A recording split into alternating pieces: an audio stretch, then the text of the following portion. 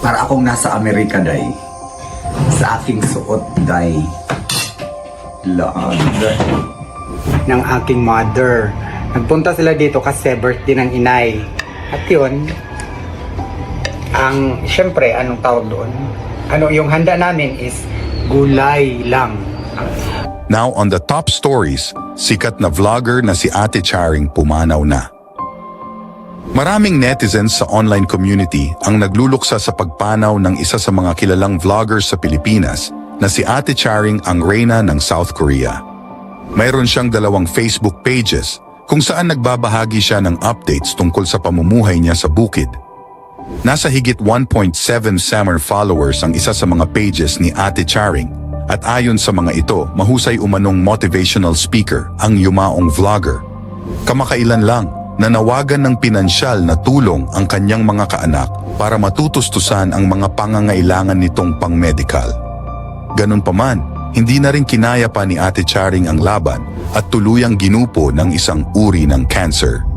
Siya ay binawian ng buhay habang nasa ICU ng isang ospital.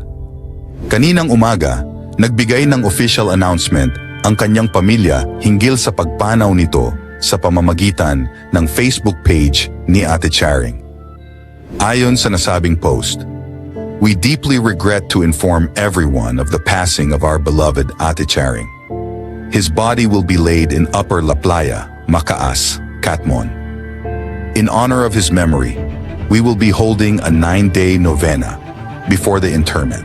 We invite all friends, relatives, and well-wishers to join us in offering prayers and support during this challenging time." Ayon pa rito. The novena will commence today, May 5th, 2024, and will continue daily until the day of the interment. Your presence and prayers will provide comfort and strength to our family as we bid farewell to our dearly departed. Saad pa nito. Nagpasalamat rin sila sa suportang ipinaabot para sa kanilang pamilya. We extend our heartfelt gratitude for your condolences and support during this difficult period. May his soul rest in peace.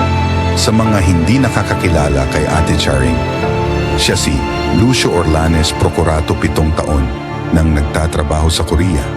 Kilalang nagpapakuwela at handa laging tumulong sa kapwa niya manggagawa roon. May video vlog pa nga siya kung saan marami siyang followers dahil maliban sa nakakaaliw, libreng payo ang kaniyang serbisyo. Pero sa likod ng masayahing imahe, may ikinukubli rin siyang lungkot. Ang pangungulila sa kaniyang pamilya sa Cebu na kailangan niyang tiisin para mabigyan sila ng magandang buhay. Noong bata pa, namulat na raw siya sa hirap, kaya doon nagsimulang mangarap. Nang magkaroon ng pagkakataon ng mga ibang bansa, agad niya itong sinunggaban alang-alang sa kanyang mga mahal sa buhay. Kapag dinadalaw ng homesick, isa lagi ang sinasambit niya. Ang makapiling ang kaniyang inspirasyon sa pagpupuyagi, ang mayakap ang pamilya niya kahit saglit lang.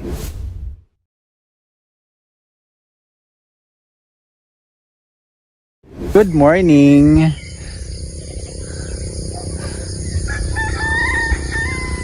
Walking session na ulit tayo dito sa aming Bukiday